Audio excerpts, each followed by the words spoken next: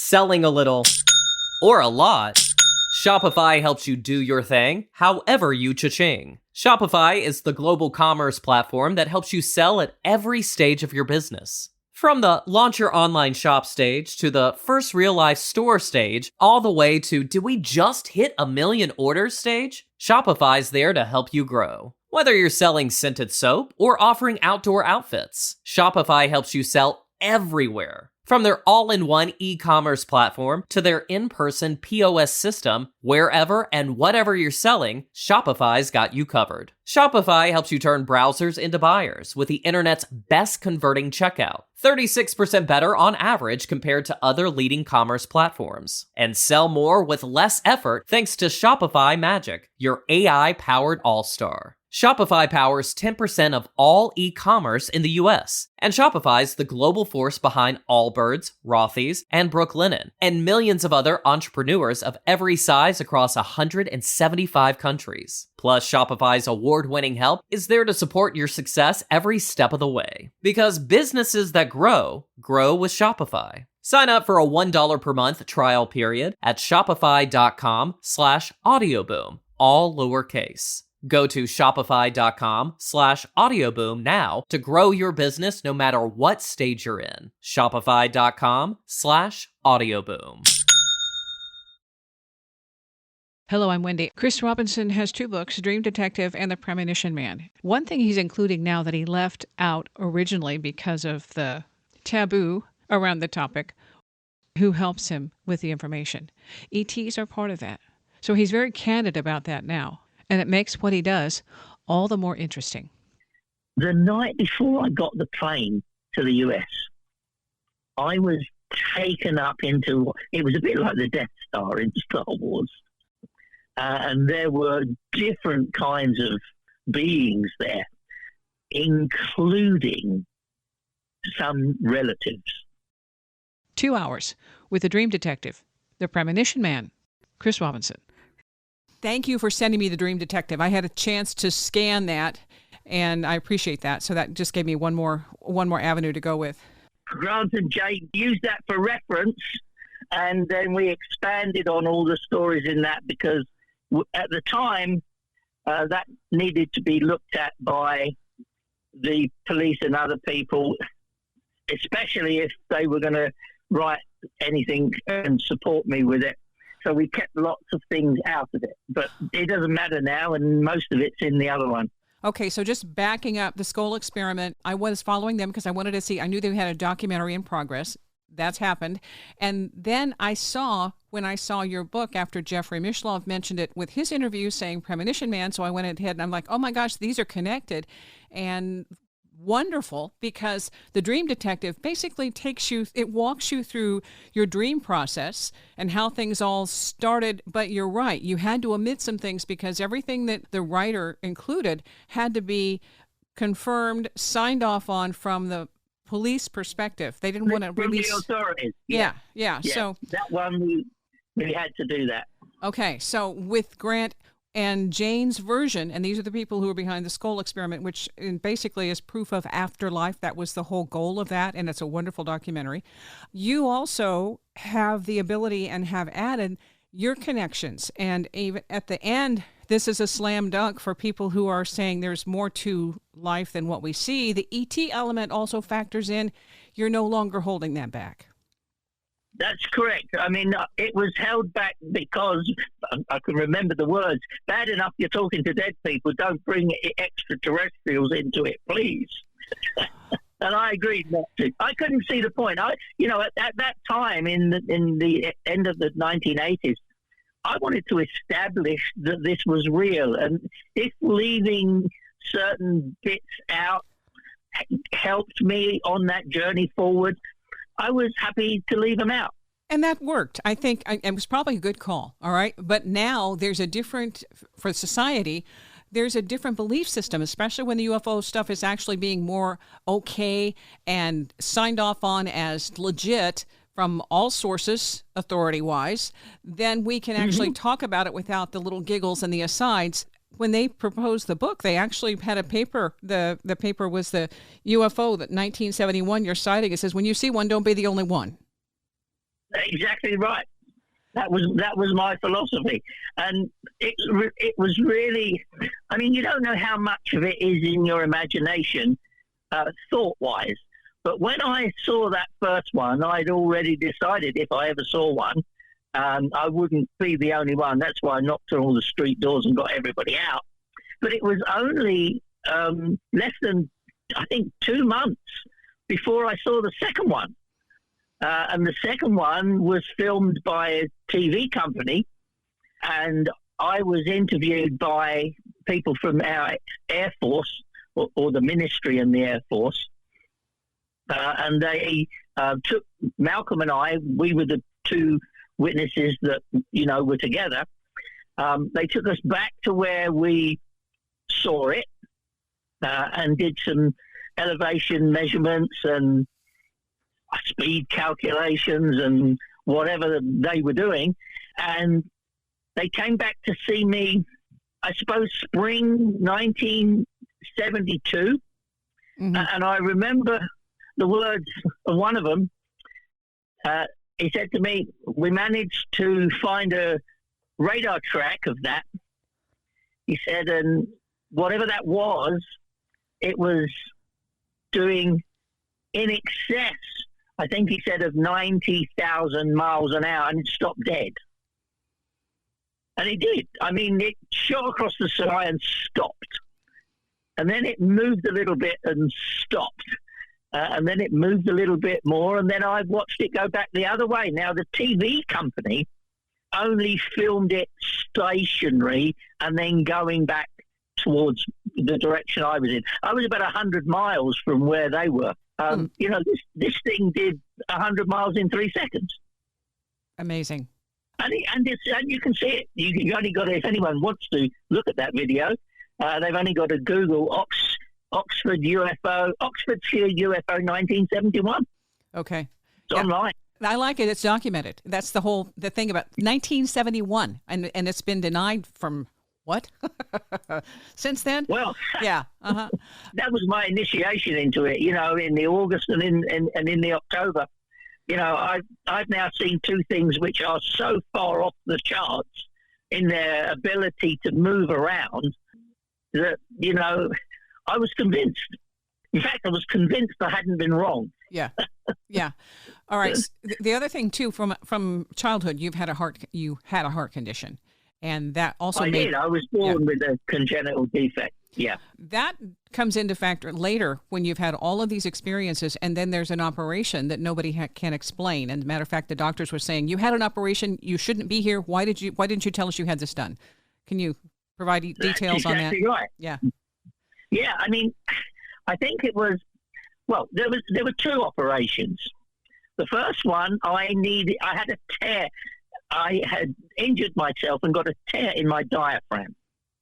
And I went to the Luton and Dunstable Hospital, and I was seen by a consultant called Dr. Jane.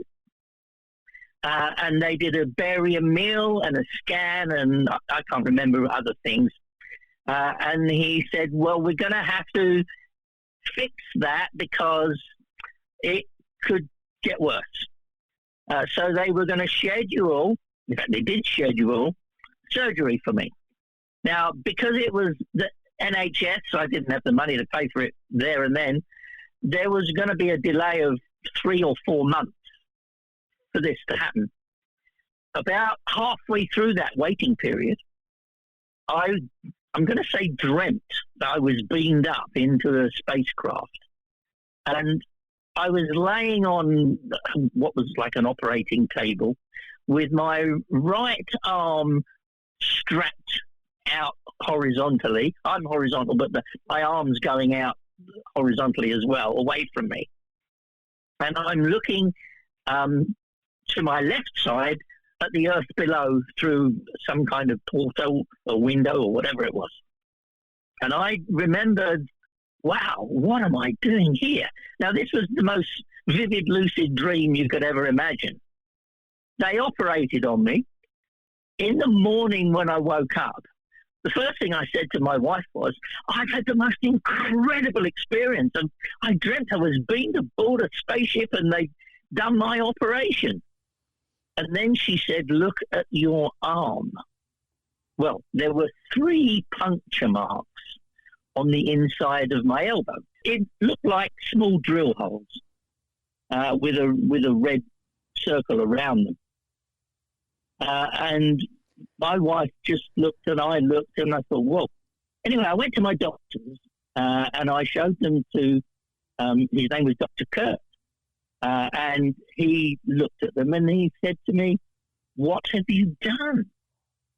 And I said to him, they weren't there when I went to bed. And he made me laugh. He said, where the hell did he sleep? And I said, no, honestly, I said, in bed, at home, normal, nothing sharp, nothing that can do this.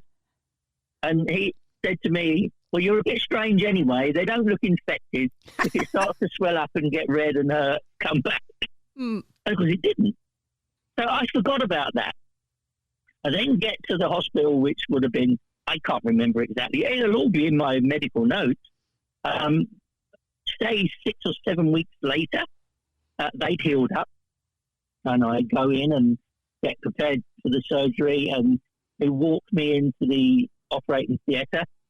And they said to me, can you get on the table by yourself? I said, yes, I can climb up there by myself, don't worry. I climbed up, I laid down, and they got ready with the anaesthetic machine. The surgeon, I can't remember what his name was, but Dr. Jane, who was the consultant, was there. And he said to me, we're going to scan you just before we put you to sleep. Make a couple of little pen marks on your tongue. I said, fine, no problem. So he scanned it, and he scanned it, and he called someone else over, and they brought another machine over and scanned it on that. And he got really annoyed. He said, why didn't you tell us you've already had the operation? I said, what? I haven't had an operation. Then it clicked in my head, and I thought, oh, not saying a word about this. But I said, no, I haven't had an operation. Then I corrected that. I said, well, I haven't been to hospital and had an operation. And he said, well, it doesn't heal itself. He said, the diaphragm is continually moving. He said, and unless we stitch it, it won't heal. And I said, well, I'm really sorry. I can promise you I have not been to a hospital. I have not had an operation. Anyway, they kind of kicked me out.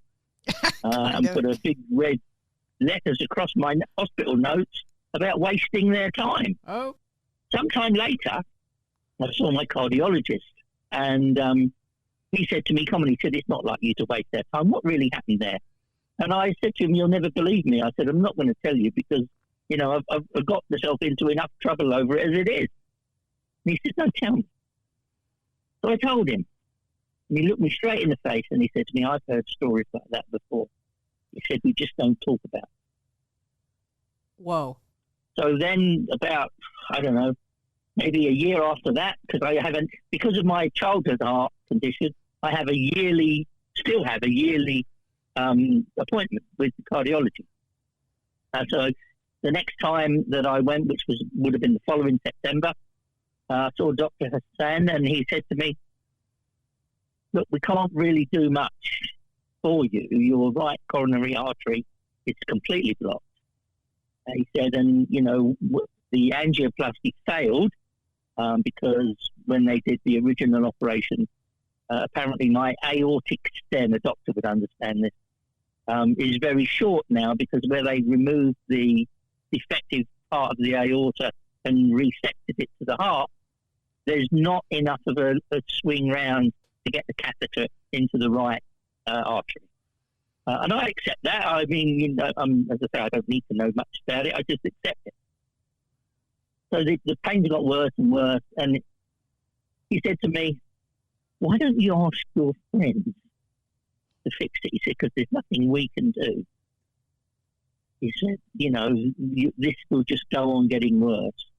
And we can't really help you. We don't think you would survive the anaesthetic and bypass operation. And I said, well, I never thought of asking them. Anyway, I asked them. And it was quite a long time afterwards. In fact, it was the following year, on the 28th of April. It was a Friday night, so it's 2018. So whatever the last Friday night in April 2018 was, this was the night. And I find myself being back up again, and they're doing something to my heart. And I wake up in the morning, and there is this time a bruise on my arm in the inside, same place, but no puncture holes, just like a bruise. So there's just a bruise there, but I've got dreadful pains in my heart, in my chest. And my birthday is the 30th, and my daughter and her boyfriend were taking me to Amsterdam for a birthday treat.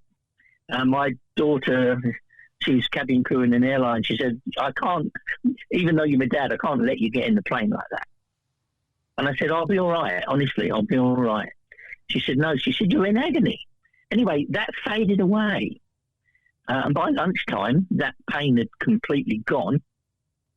That was April 2018. I haven't had a pain since. Wow. So they're the two, most extraordinary things I've ever experienced, and perhaps many people as well. I mean, okay, let's go back, though. You had a near-death experience. That was a heart attack in 1986.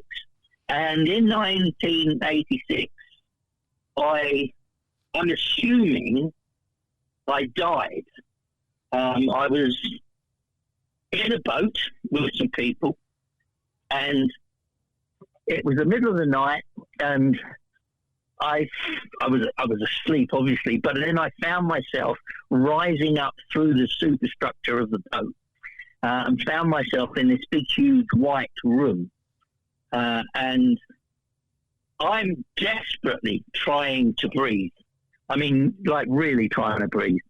And this very powerful voice said to me, Christopher, you're coming with us now. You don't need to breathe anymore. Just relax. You've been breathing for 30 whatever years it was, and it's just a reflex action. You don't need to breathe anymore. You're fine. And I thought, what? I'm coming with you. I'm not, I had an argument. I had an argument with them. And they said to me, come on, just relax. And I said, no, I'm not going to come with you. I said, there's a lot of unfinished business. And they said, well, why don't you want to come? And I said, who's going to help Frank? Now, Frank is somebody that I'd been assisting. Well, I've been assisting more than Frank, but Frank was the closest one to me in a group where they'd been set up by the police. And I mean, there was a big, huge conspiracy operation against certain people, and I was fighting for them. And I had two newspapers behind me. I had the Sunday Times and a smaller sister newspaper to them, the Sun. And I said, if I die, Frank will lose. The bad guys will win, because I'm the only one that knows all of it at the moment. I mean, we were very early in getting this documented so that lawyers could have it all. And I guess they had a change of heart, and they said to me, and I shall never forget, because you haven't asked for something for yourself, we are prepared to allow you to return. But there is a condition. And I said, fine, what's the condition? You have to live in both our worlds. And I said, fine, I'll live in both our worlds. Whatever you want me to do, just let me know and I'll do it. And with that, I sort of woke up with chest pains and, I'm back in the boat. So, so that's an experience. I mean, yeah, I don't know what else to say, really. That's how it was. Well, it set the tone. It set the tone for the other things that are happening in your life. Quick question. So what world, because there's a mix here of non-corporeals that might appear to be people or ETs or orbs. Can you narrow that down? Right. So in this room, they were etheric-looking non-humans. When I say etheric-looking, they were like ghosty, misty. Mm-hmm.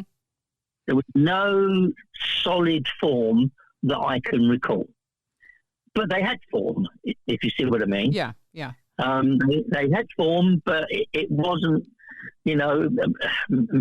material in the sense that, well, I suppose I wasn't material either at that time, if I think about it. Yeah. Because my body was laying in a boat.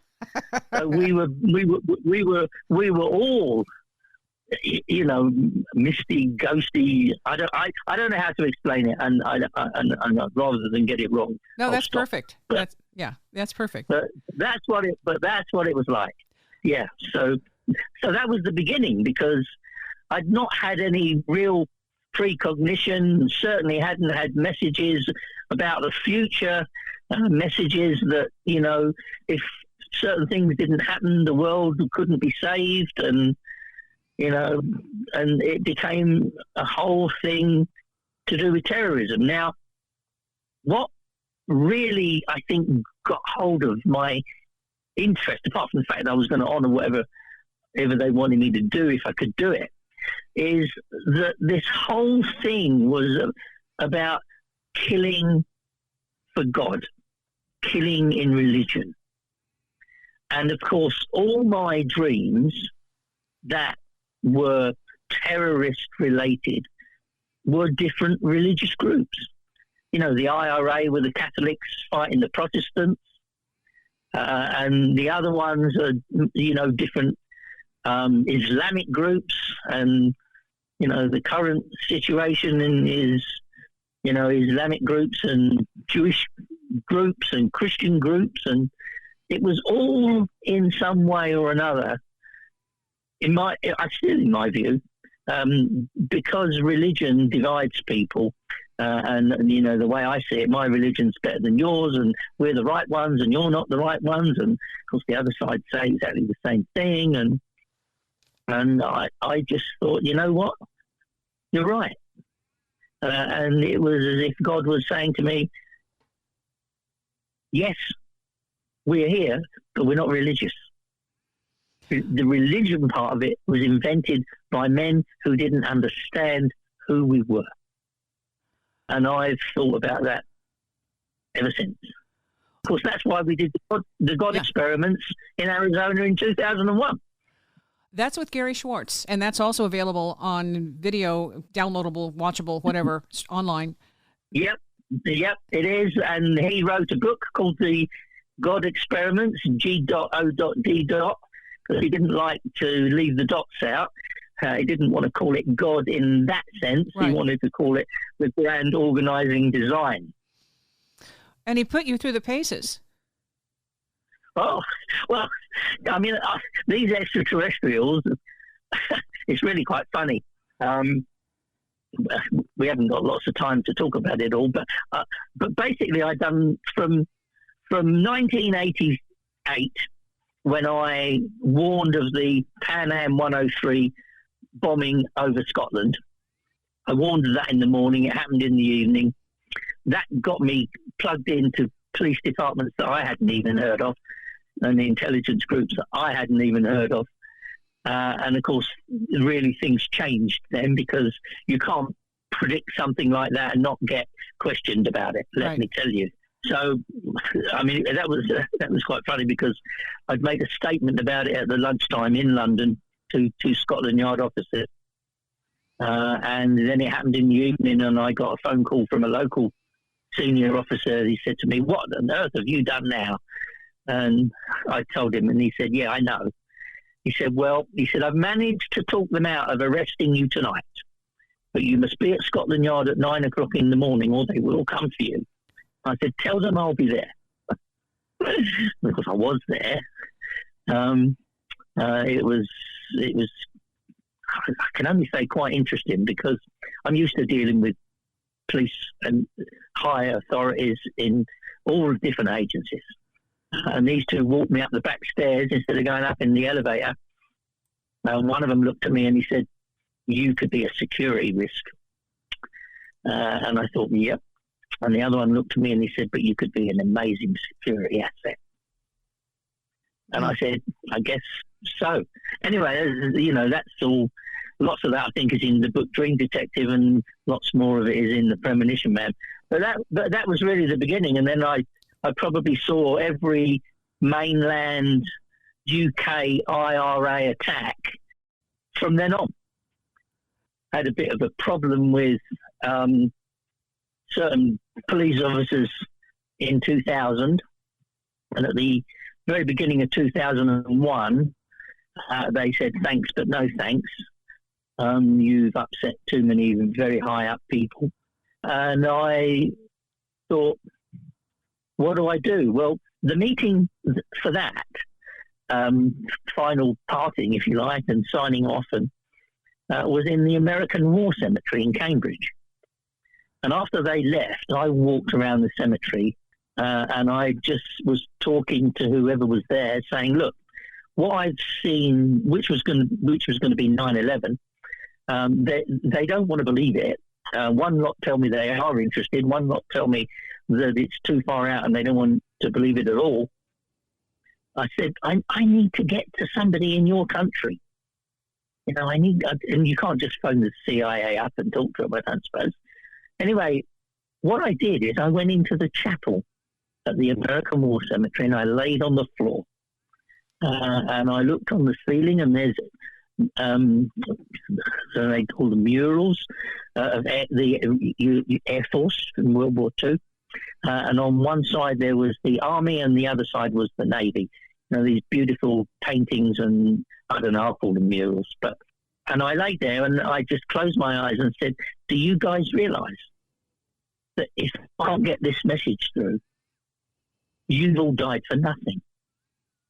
Anyway, came home, coincidences, strange things happened, and I eventually got hold of Gary Schwartz. The strange thing that happened was I got a newspaper delivered weekly called Psychic News. And that exact following week to that incident at Cambridge, he was on the front page about his research into mediums and things. And I thought, what? He's got to be a sign. So I contacted him, and he responded, and I sent him the Dream Detective book and one or two other bits of documentation that I had, which would have clearly shown that I wasn't crazy, government letter and things like that. And he said, how best, Christopher, would you prove that these beings, these spirits, these extraterrestrials are talking to you? And I said, the best way I can think of at the moment is what I get is they show me tomorrow or the next day or the next day. I said, if you designed an experiment where you took me to locations I'd never been to before, and I could tell you in ahead of time what we will see when we get there, or I will see when I get there, would that be enough proof? And of course, he said, nobody can do that. So we discussed it a bit further. I said, if you took 10 places, actually he picked 20 places because of the way his protocol worked, but I said, if you take me to 10 places and I can tell you not necessarily what we see at each one, because there'll be overlaps, but if I could tell you in advance the defining characteristics of each one, what would that prove? He said, well, you can't do that. And I said, I believe I can. I said, because my dreams have told me that they will help me do that. Anyway, we agreed to do an experiment. I agreed to pay for my side of it. He agreed to give me the time to do it. And it was set that at some point in the summer of 2001, I'd fly to Arizona and we'd do these 10-day experiment. He set that all up in a scientific kind of a way. Bearing in mind, he didn't think it was possible anyway. He must have thought I'm wasting my time. What really it made it so wonderful for me. The night before I got the plane to the US, I was taken up into, it was a bit like the Death Star in Star Wars. And there were different kinds of beings there, including some relatives, people, who used to be humans. Mm-hmm. So we've got this huge, I'm inside this enormous spacecraft with a whole multitude of different ethereal beings. And I'm petrified, to be honest, to get on that plane and look stupid. But I'm going to do it. Anyway, they said to me, "You don't have to be afraid, Christopher. The Force is going with you." And with that, in this experience, they handed me a lightsaber and said, "Take this lightsaber, go forth to the United States and succeed in your experiment." Chris Robinson, the premonitionman.com is the website for more information on Chris. A quick break. Selling a little or a lot, Shopify helps you do your thing, however you cha-ching. Shopify is the global commerce platform that helps you sell at every stage of your business. From the launch your online shop stage to the first real life store stage, all the way to did we just hit 1 million orders stage? Shopify's there to help you grow. Whether you're selling scented soap or offering outdoor outfits, Shopify helps you sell everywhere. From their all-in-one e-commerce platform to their in-person POS system, wherever and whatever you're selling, Shopify's got you covered. Shopify helps you turn browsers into buyers with the internet's best converting checkout, 36% better on average compared to other leading commerce platforms. And sell more with less effort thanks to Shopify Magic, your AI-powered all-star. Shopify powers 10% of all e-commerce in the US, and Shopify's the global force behind Allbirds, Rothy's, and Brooklinen, and millions of other entrepreneurs of every size across 175 countries. Plus, Shopify's award-winning help is there to support your success every step of the way. Because businesses that grow, grow with Shopify. Sign up for a $1 per month trial period at shopify.com/audioboom, all lowercase. Go to shopify.com/audioboom now to grow your business no matter what stage you're in. Shopify.com/audioboom.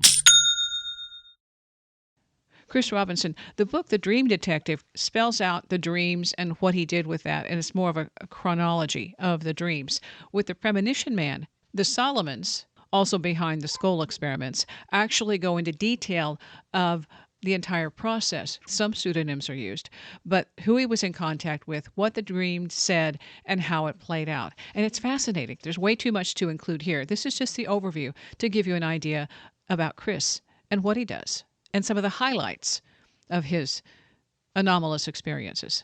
They said to me, "You don't have to be afraid, Christopher. The Force is going with you." Well, the experiments can be seen there off the charts. Yeah, yes. But that gave me the confidence I needed, I think, to actually get on the plane and go there and do all that. Because I'm thinking, well, if the first one doesn't work and the second one doesn't work, he's not going to bother to do 3, 4, 5, is he? Mm. The first one had to work. The second one had to work. Even 2... he said to me, even if he got 2 right, to the extent he did, something's going on.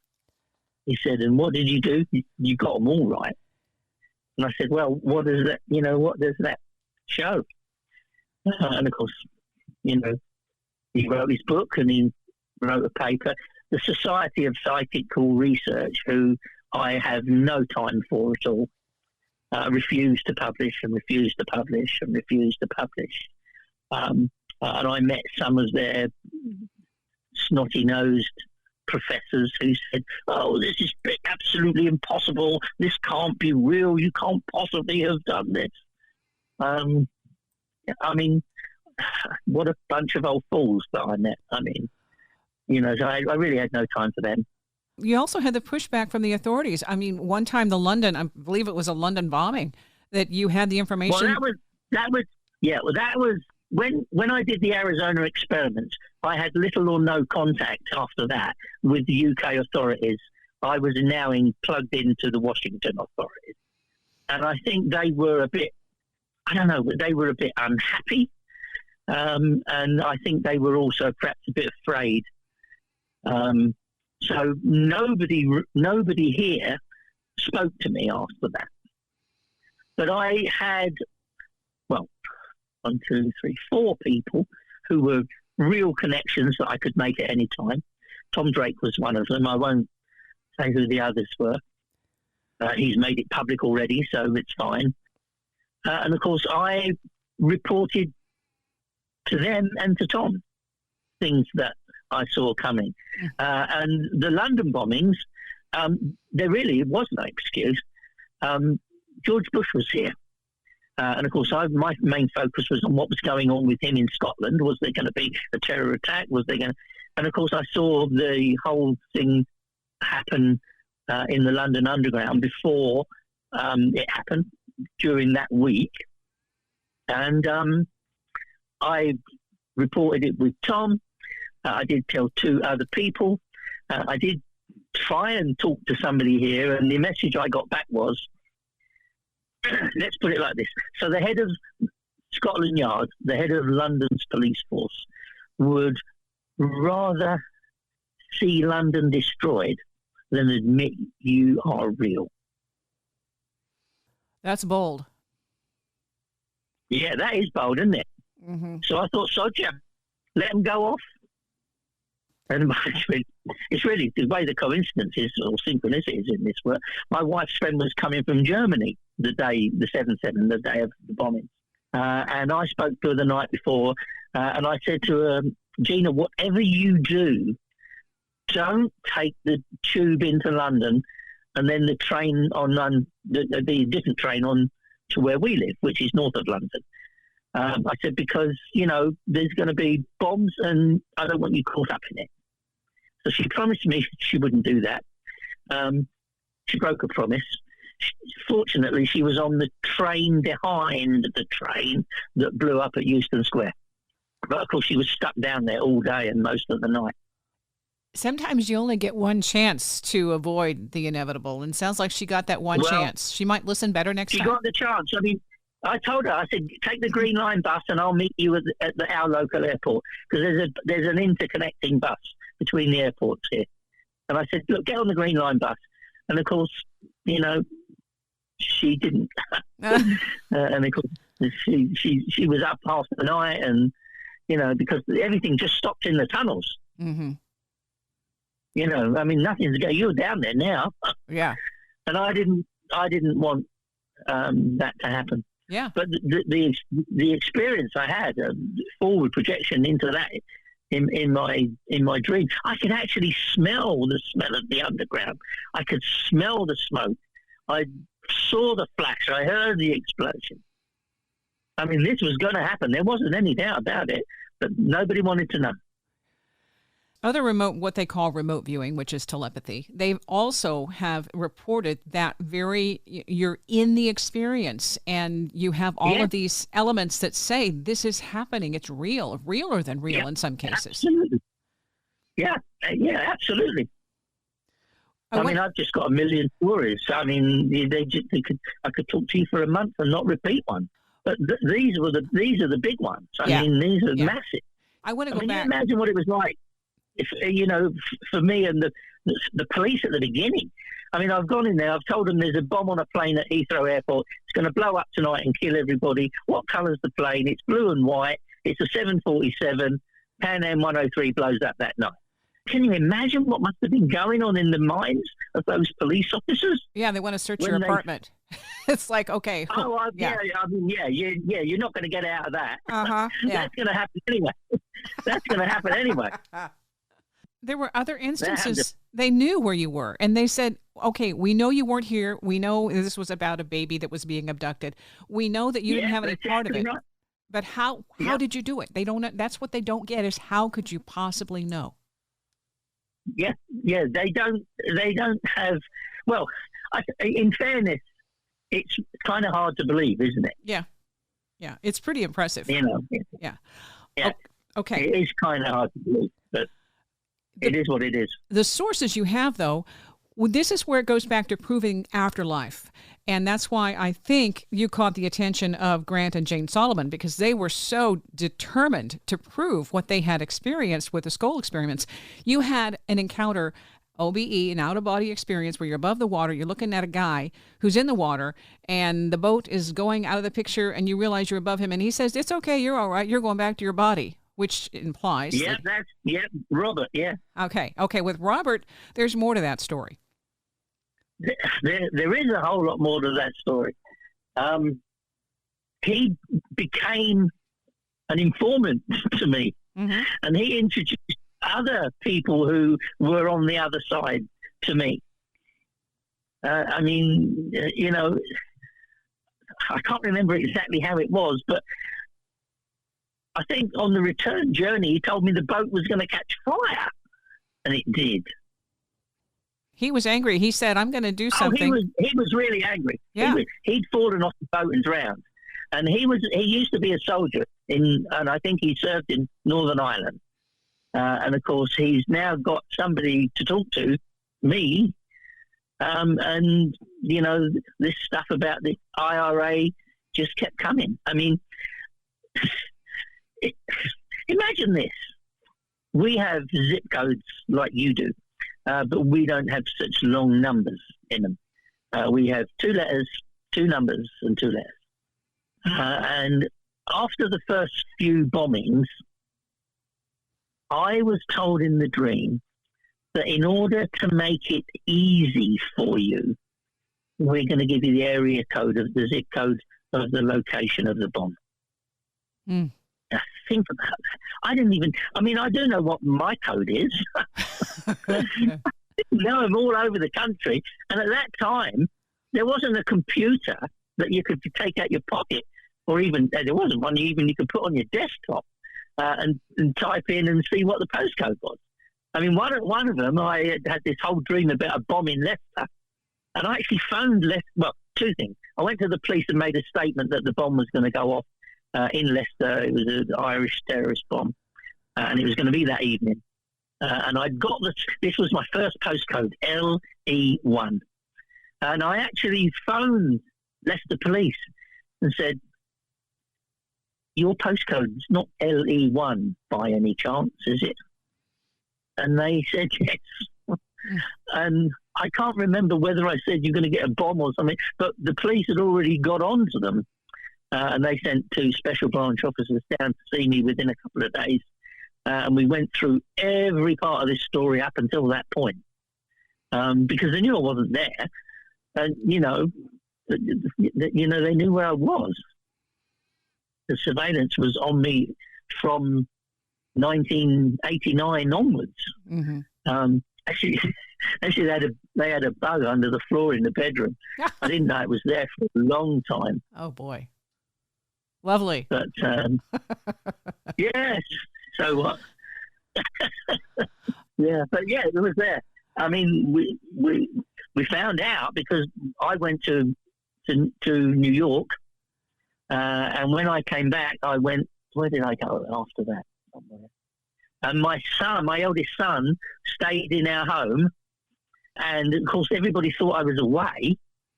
Didn't know he was there, and they crept in, searched the place while he was in bed. Oh. Hello. Oh no, he hid under the covers. Oh. Okay. But they think I'm not there, so they come in and do a once over. Mm-hmm. Okay, so how did he know who it was? Oh, he heard them talking on the radios. Okay. I think it was Delta Foxtrot to Control or something like that. All right. Yeah, they were using their radios. Uh-huh. And you can talk to my son. He will remember that. Yeah, I think it was Delta Foxtrot or Foxtrot Charlie to Control or something. Oh. Well, he knew who they were. And see, that's the whole thing about this. What you do is incredibly curious. And there are other instances where you've had experiences. One was healing in a church. A woman's dying. Yes. I mean, I wasn't really religious at all. But when this first started happening, I had to go somewhere.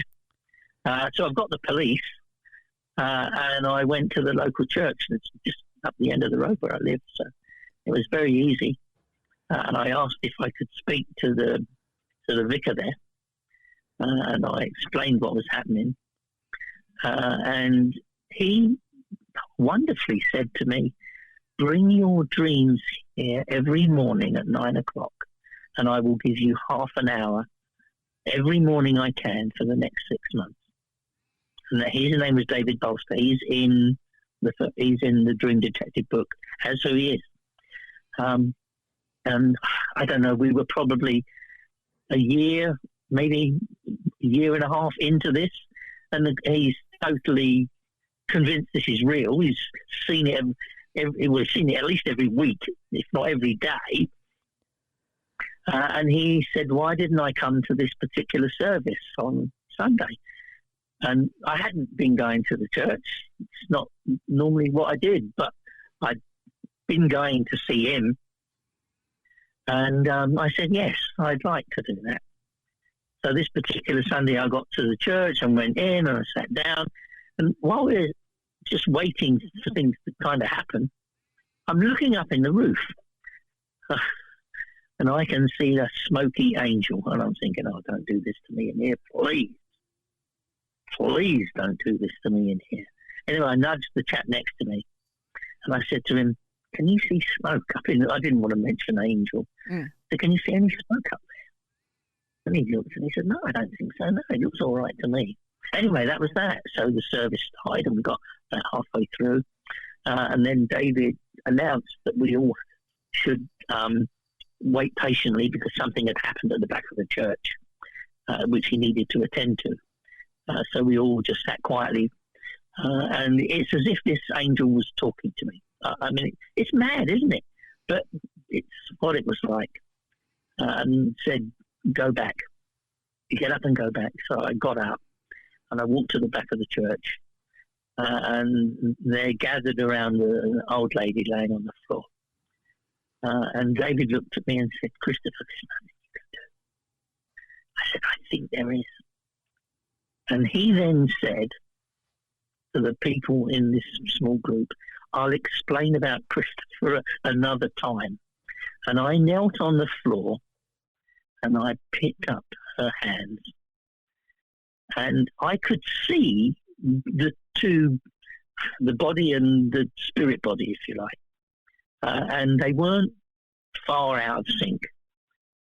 And I don't know how at the time, it's difficult to judge. It seemed a lot longer probably than what it was. And then there was a doctor there who said that, she'd expired, and the ambulance came and they wanted to deal with her. And I said, no, they're not, the doctor had already spoken to them and said there's no heartbeat. And she was very elderly. And I said, no, she's not gone yet. And with that, the vicar, David Bolster, stood behind me. He put his hands just above my head. Well, it was like lightning. It was just poof, straight through his hands into my head, down my arms into this lady. And he started babbling in a foreign language. And this, and I, what on earth is this? Well, later he explained to me that it's called tongues, and he'd never spoken in them before. But that's apparently like a possession of the Holy Spirit, the way they see it. But this lady then opened her eyes, and she looked at me, and these are exactly the words she said. Whose are those wonderful warm hands that are holding my hands? And I just thought, wow. And she was all clammy and didn't feel right before. And suddenly all her colour came back and she just got up. Didn't want to go in the ambulance. Anyway, of course we can't prove that she was dead. But it was just extraordinary, even if she'd only heart stopped beating for a few minutes. It was extraordinary. And she went on to live, I think, another 12 or 15 years. But, yeah, that's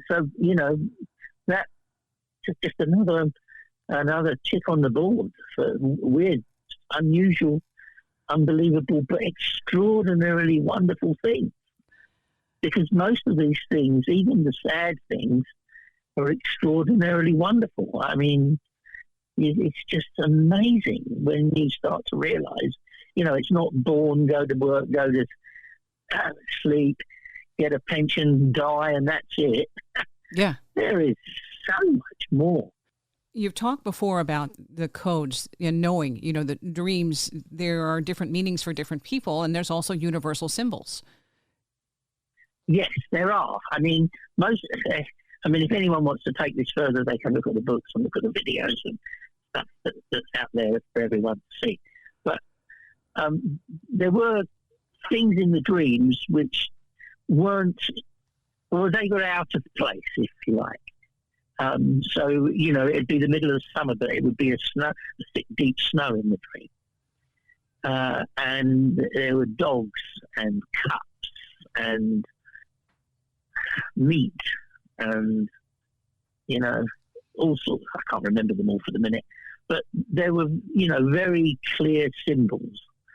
And I soon put together that snow in a dream meant it's imminent and nasty. Rain was less nasty and a bit further away, depending on how much rain there was on the rainstorm. What should I say? If you see any kind of meat, it's bodies. You might go into a hamburger shop in the dream, burger bar, and buy a burger or have a bacon sandwich. The minute I see meat, there's death. It's absolutely constant. The universal symbols seem to be, if you dream of poo, excretia, it's money, always. It's always money. And I've met people all over the world that say, the minute you dream of that, it's money. Most people that I've met that I've been able to talk to, snow does indicate danger. Dogs are not danger or terrorists for everybody, because to many people, they associate them with man's best friend or, some kind of, loving pet. So that's not a constant. If you, I'm trying to think of some easy ones. Usually if you dream of money, you need to be very careful you're not going to lose it. And if you dream of poo, you're getting money. I don't know why it's that way, I don't know. But it is like that in Japan. It's like that in the Philippines. It's like that in dozens of different places. And people listening to this might think, well, you know what? I can associate that with that. Rain generally means that it's uncomfortable, something that, is going to spoil something. Right for the minute, I can't think of there's a whole load of them, but I can't think of them for the minute. A lot of the very important dreams that people have warnings are literal. I had a friend, Tim, once, and he was a mechanic in a garage where they were doing some work on restoring an old car that I had. And he phoned me one morning and he said to me, I've had a really funny dream last night. I said, Tim, what did you dream? He said, I got killed on the way home from work tonight. And he explained this dream to me in very, very vivid detail. And he left work and where he was and exactly where this accident took place. And I said, Tim, you cannot go home that way tonight. And I'd had some kind of a dream that suggested death associated or close to me. And I said, please promise me. Anyway, I drove over to where he works and spoke to his boss, Richard Shrive. I said, Richard, Tim tell you about his dream? He said, yeah, what do you think? I said, I think it's real. He must not go home that way tonight. So he called him into the office and sat him down, and he said, Tim, you like working here, don't you? Don't go home that way tonight. Chris is really worried about it. I'm really worried about it. You're really worried about it. Take a different route home. Go home, but don't go on that road. He promised they wouldn't go on that road. Guess what? He went on that road. And he died in exactly the manner that his dream warned him about the night before. On exactly the same bend.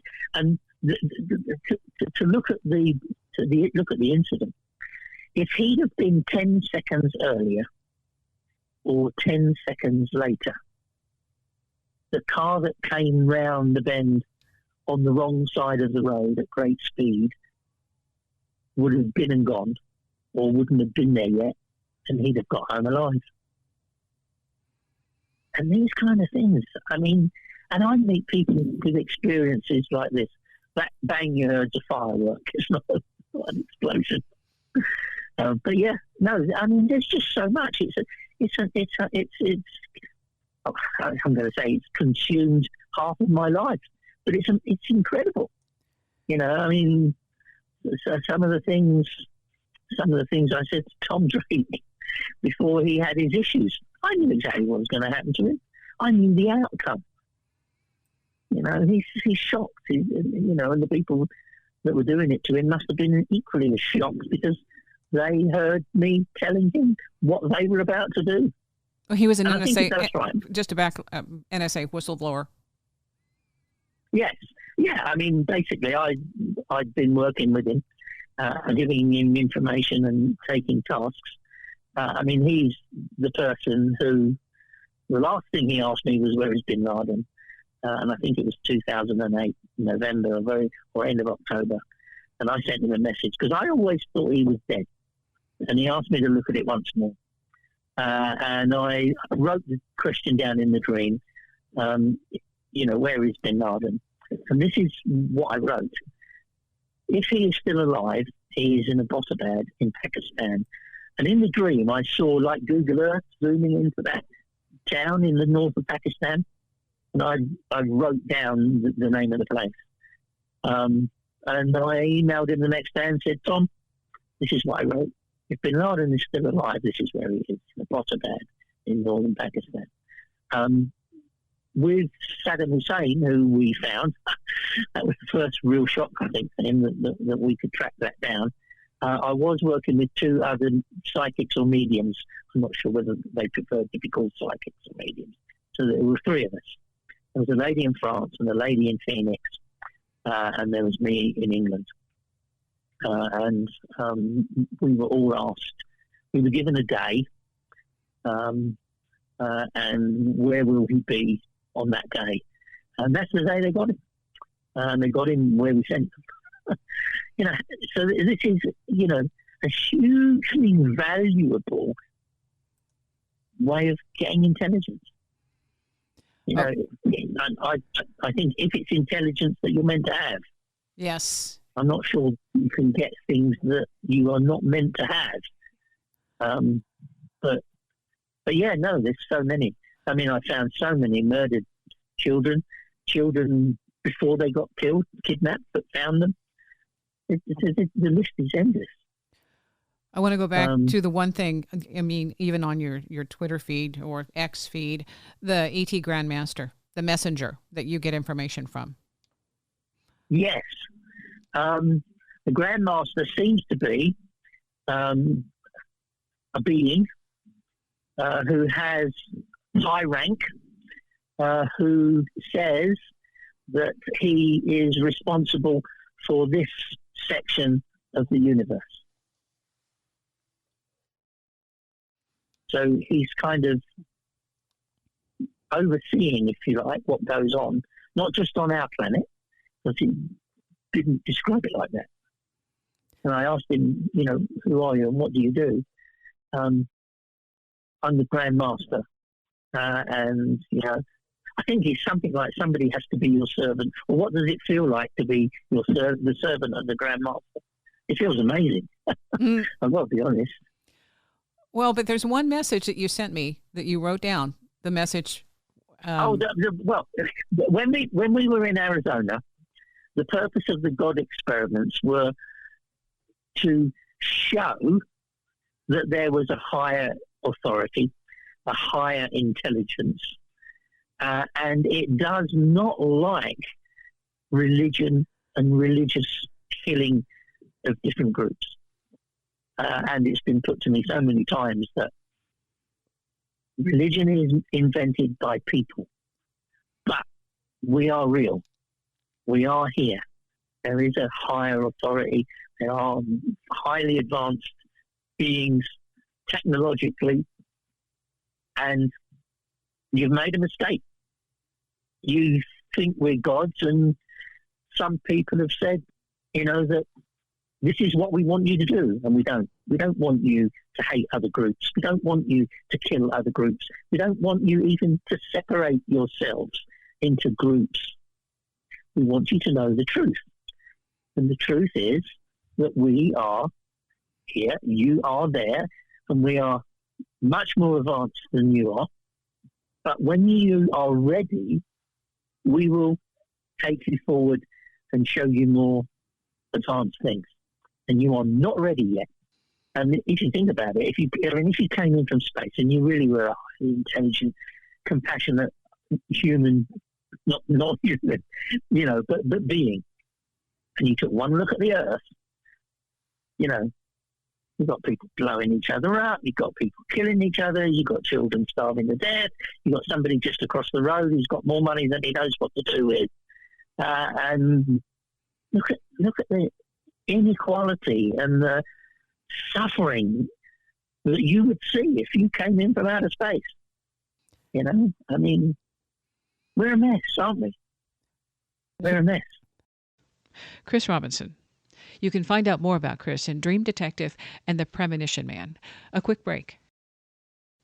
Selling a little or a lot, Shopify helps you do your thing, however you cha-ching. Shopify is the global commerce platform that helps you sell at every stage of your business. From the launch your online shop stage to the first real-life store stage, all the way to did we just hit 1 million orders stage? Shopify's there to help you grow. Whether you're selling scented soap or offering outdoor outfits, Shopify helps you sell everywhere. From their all-in-one e-commerce platform to their in-person POS system, wherever and whatever you're selling, Shopify's got you covered. Shopify helps you turn browsers into buyers with the internet's best converting checkout, 36% better on average compared to other leading commerce platforms. And sell more with less effort thanks to Shopify Magic, your AI-powered all-star. Shopify powers 10% of all e-commerce in the US, and Shopify's the global force behind Allbirds, Rothy's, and Brooklinen, and millions of other entrepreneurs of every size across 175 countries. Plus, Shopify's award-winning help is there to support your success every step of the way. Because businesses that grow with Shopify. Sign up for a $1 per month trial period at shopify.com/audioboom, all lowercase.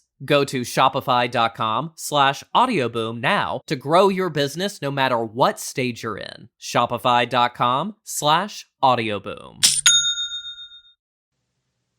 Chris Robinson, 40 years of doing what he's doing in terms of interpreting and having premonitions about things to come. And these are not small events. These are major events. But how did he connect the dots? How did he understand? He learned to interpret his symbols and the code, his own unique code, to understand how that relayed information about the future. Have you been given a future timeline for us? The worrying one was that if we didn't tell the truth and learn the truth about who we are and who ET is and about the other, possibilities and existences out there in the universe, then we're going to destroy the planet. And I can't remember exactly what the words were, but it was if you don't heed our warnings, they're not going to destroy us. We are. Yeah. You are going to destroy the planet as if it never was. ET experiencers for decades have said, the message is save your environment, be more compassionate. Yeah. Well, I mean, I've been told that because of the way you see, I don't want to start getting into conflicting areas, but I believe a lot of the fires and floods we are getting are not only coming from what we've done to the planet. I feel that there are other forces at work sending these fires and floods, hoping to wake us up. It's not only global warming. That's my view. It's only my view. Other people disagree, fine. But I've been told that if you don't start to change, and the big change has to be, tell the people what you already know. Stop keeping secrets to protect religion, because you're not protecting religion. You're destroying the planet, because that's what religion is doing, or the lack of it. So it's like a spiritual form of autocorrect. Yes, if you like, yes. Yes, if you like, yes. Yeah. If I'd been brought up in a highly religious background with that conditioning, I might not even have these experiences, but I wouldn't perhaps see it that way. If you're absolutely convinced that that's the right thing, I mean, people will say that, our God is the right God, our religion is the right one, you must follow us.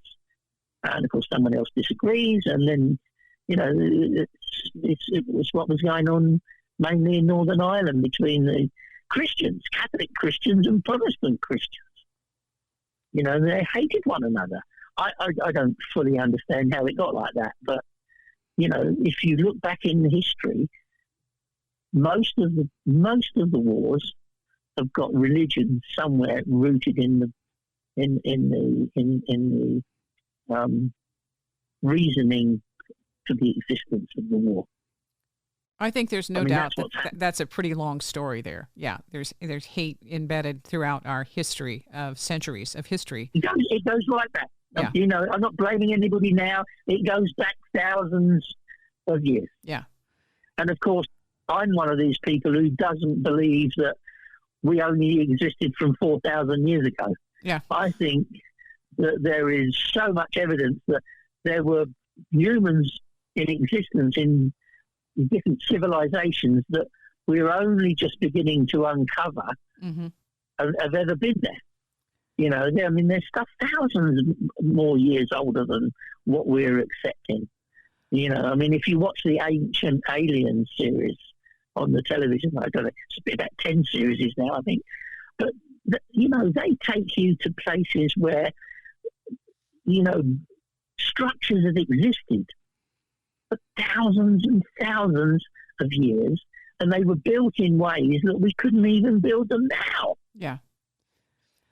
So it didn't happen with Moses leaving Egypt and the pyramids.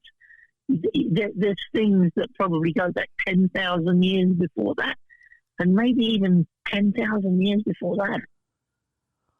It makes you wonder if there's been a reset before, if this has all come to the same conclusion and that our species is just determined to remain a teenager. Yeah. I think there has been a reset before. I don't know whether I completely accept the whole story about Noah's Ark, but I think fires and floods were sent before. And I think something did happen, and I don't know whether he got 2 elephants and 2 giraffes and 2 of everything in a boat and floated it. But the idea of that, I believe, happened. I think that there were other vast areas of high ground where things managed to get to and were saved. But I think the low-lying areas, and I'm not at all convinced that somebody didn't build an ark and do their best to save creatures and humans. There's a comic, I just remembered, I just happened to see it, Noah's Ark, and somebody's asking Noah, did you get the Bigfoot, the Sasquatch? I haven't seen him.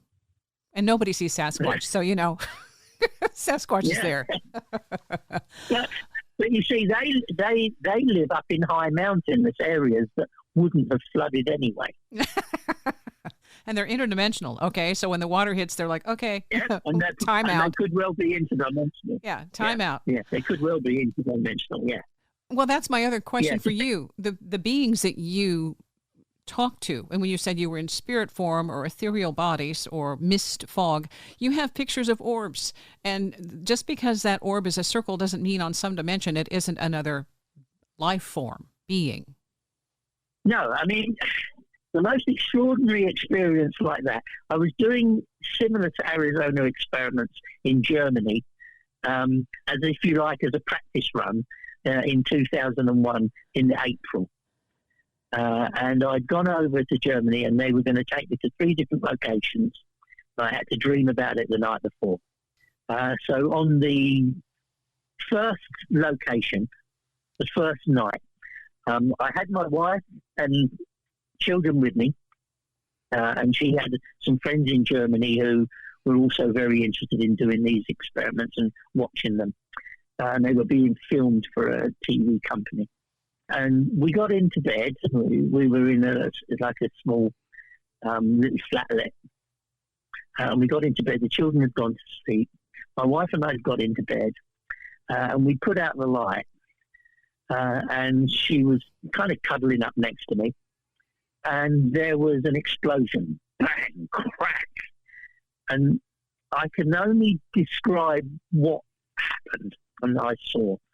There was a television. It was a conventional television with a cathode ray tube. And out of this tube came a spinning, sparkling jumble of very, very bright white-blue light. And it was like plasma. It was like lightning in a ball. And my wife dived straight under the covers. I mean, she was petrified. And I'm just laying there looking at this thing thinking, okay, so this is different. And then it spoke to me. And it said, Christopher, don't be afraid. We are the souls of some of the people who were murdered where you're being taken for your tests tomorrow. And I said, oh, okay. And we did have a little bit of a conversation. I can't remember it. I asked them how they were and how did they form together into such a bright... I mean, this was like, lightning, bright ball spinning. I mean, it was the size of a goldfish bowl and crackling with energy. And anyway, then it faded away. And I'd had things like that before, but nothing like that. So anyway, where did we go the next day for the experiment? I'm guessing Auschwitz. Do you want to guess? Bergen-Belsen or Auschwitz? Auschwitz? Belsen. Yeah, Belsen.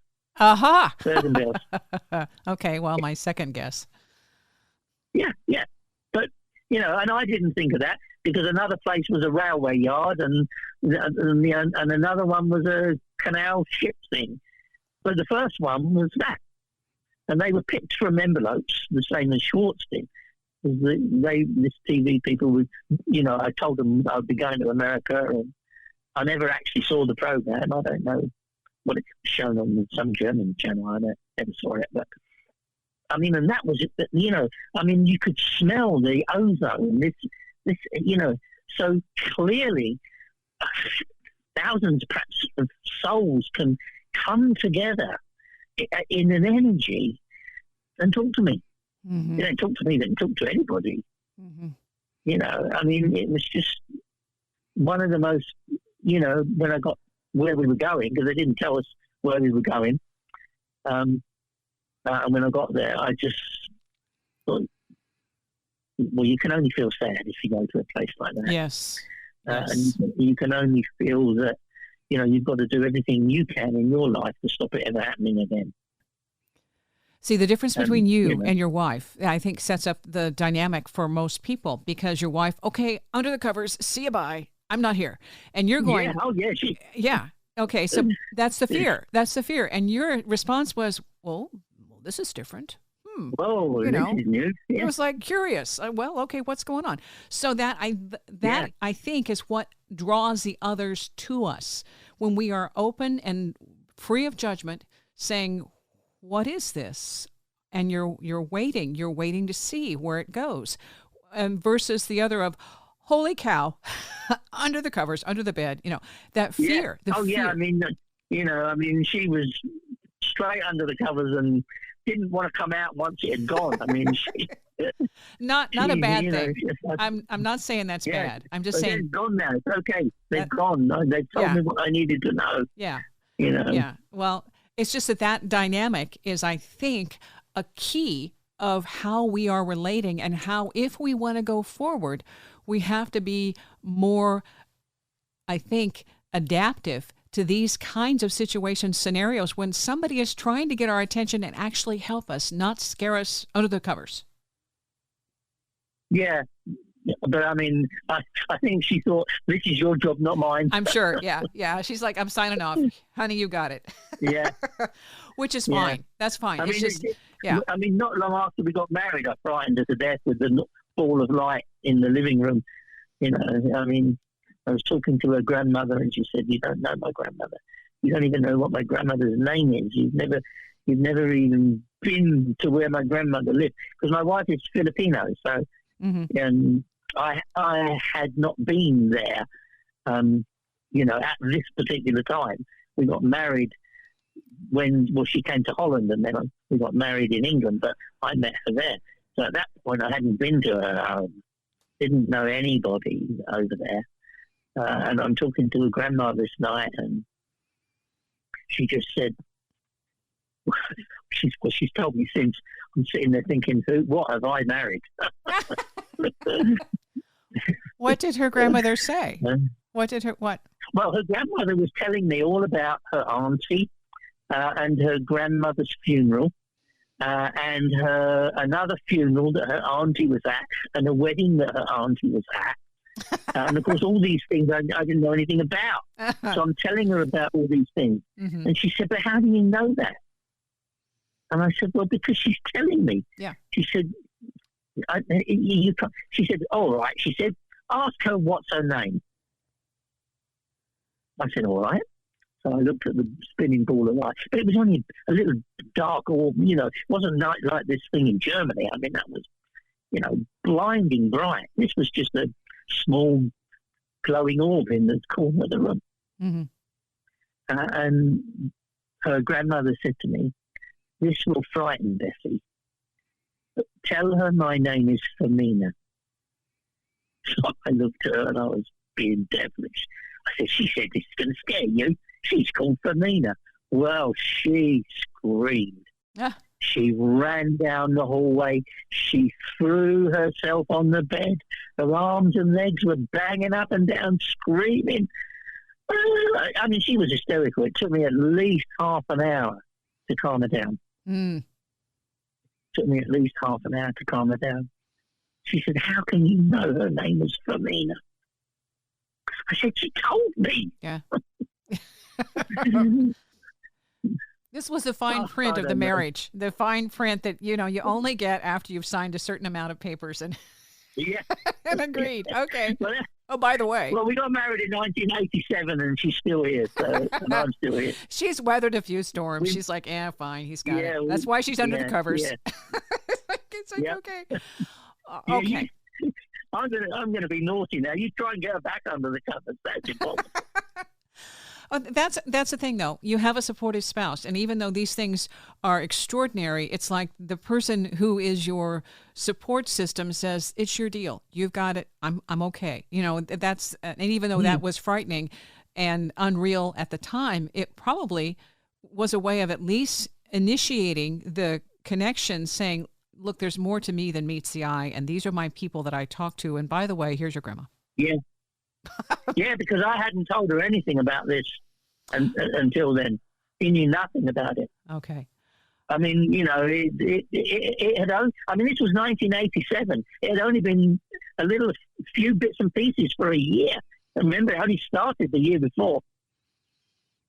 So it was all So I still hadn't new. done any of the police stuff yet. Yeah. Hadn't had any of the terrorist stuff yet. You know, I mean, they were actually quite helpful once that started, because I needed to be away a lot and not tell her where I was. And one afternoon they picked her up from work and took her to the police headquarters in Milton Keynes. And they called me and asked me to go there. And they just had a little chat with her and said, look, you're going to hear stories that you're not going to believe. And we want to tell you that we're real and this is real and he's really doing this. And, you know, if it helps, you know, we are there if you need to talk to us. And they were really just two personal officers for her that she could talk to. That's huge. That's huge, because this would be it would be scary after, you know, the initial phase when you're there. Well, you know, you're telling her, you know, you just got married and you're telling her, well, I can't tell you where I'm going and I won't be back for 3 days. Yeah. The typical con artist of, oh, it's no big deal, we're fine. Oh yeah. Okay. Yeah, so they put a right on that, and you know, that was that. Well, it helps enormously. It's probably why we're still, you know, married and happy and doing stuff. I mean, she even helps me now remember what some of the dreams were. I mean, you know, we've been together since, you know, what is it, 1987, 36 years, 37 years next year. Well, and your family, your son, your daughter, this is something your family has grown up with. Yeah, but they've experienced it too, all of them. They've all had it. All my children have had experiences. The dreams? Yes, about tomorrow and what's going to happen. My daughter, my youngest daughter, well, there's a really sad one running at the moment. My youngest daughter, Danielle, had a baby in July 2021. And when the baby was about, I can't remember exactly, 3 or 4 days old, one of my good friends who comes in my dreams to help me enormously handed me the baby and said, Christopher, at least she was loved the short time she was with you. And I woke up crying. And I thought, no. Anyway, I phoned Danielle up and I went over to see him. I said, what's wrong with Maya? She said, this little lump's come up on her bottom. She said, and I can't, it's the COVID time. Doctors didn't want to even see the baby. She said, and it's bleeding. So anyway, I went to the doctor's surgery and I had a ruck with him. And he said, well, get your daughter to send a picture of it. And I'm thinking, this is not right. She's a tiny baby and she's got a lump and she's bleeding. Anyway, they didn't want to know. Eventually, the doctor called her back and said, I've made an appointment for dermatology. Looking at the picture, it was like a strawberry birthmark. And I thought to myself, you don't die in that. This has got to be something more. That's not going to kill her. So anyway, few to, I don't know, 3 or 4 weeks went by, and it didn't get any better. And the appointment to see the dermatologist was a long way ahead. So I tried to get another appointment where she would actually be seen by the doctor, and they still didn't want to actually see her because they're afraid of catching COVID. So I phoned the local hospital, and I spoke to some people in paediatric ward, and eventually got put through to a not staff, but a doctor, a pediatrician, real doctor, and I explained it to her. And I said, can you have a look? She said, well, what do you want me to do if I have a look? I said, well, at least you could, and I swore at her, at least you could look. Oh, well, bring her in then. But you can't come, just the baby and the mother. So we took her to the hospital. And that was a Friday afternoon. And the doctor looked at it. Said, I've never seen anything like that. I don't know what that is. And phoned the Great Ormond Street Children's Hospital in London, one of the biggest and best hospitals in the country. And we were there Monday morning. And they wanted to do an MRI. So she had to go to sleep for that. And they put her on medicine because there was this hemangioma. But they assured me, you don't die from that. I said, look, I've had a dream, She said, yeah, but you're just worried. Hemangiomas don't kill babies. I said, well, do they go cancerous? She said, no, they don't go cancerous. Anyway, when they did the MRI, they found a lipoma in her spine as well. And this hemangioma had spread all around her internal organs. So they're going to keep an eye on it. And I spoke to the spine doctor and I spoke to the head of the dermatology and I said, look, what in this would take her life? And they said, nothing. Nothing at all. I said, can it become cancer? And they said, no, nothing. No, it won't. It doesn't do that. But honestly, it looks much worse than it really is. And it will shrink away. And anyway, I'm not happy. I don't say any more to my daughter. Then a year went by, so she's got another MRI booked. And there was a railway strike and we couldn't get to the hospital. And then they rebooked the MRI. And it was eventually 4 months, 5 months before we got the MRI. Luckily. Because if we'd had the MRI on time, the cancer wouldn't have been there. If we'd had the MRI the second time, they assure us that the cancer we wouldn't have found it. But because the MRI was delayed twice, we found the tumour. It was the size of a small orange when they found it. So anyway, she's now had 6 sessions of chemotherapy. The tumour has shrunk considerably. Her AFP, which is a cancer marker in the blood, was 91,000. It's now down to 8. Ooh. We're meeting the surgeons and doctors on Friday to see where we go. Wow. I just hope I've done enough to stop that dream I had at the beginning being the outcome. That, I do believe, was exactly what you were supposed to do, because there are some times when you get a warning like that, it isn't a done deal. It's if you're able to do certain things, it changes the trajectory. At least I've experienced that. Well, the trajectory is very different because of me and what I did. Mm-hmm. Very quickly, I'll tell you. So they found the MRI was the 11th of May. And they were going to do a biopsy, and they're going to put a Hickman line in so that she's got an intravenous line into her heart and aorta, so they can, don't have to keep pricking her. They don't need a cannula. They've got a permanent line into a venous system. Mm-hmm. So they're going to do this.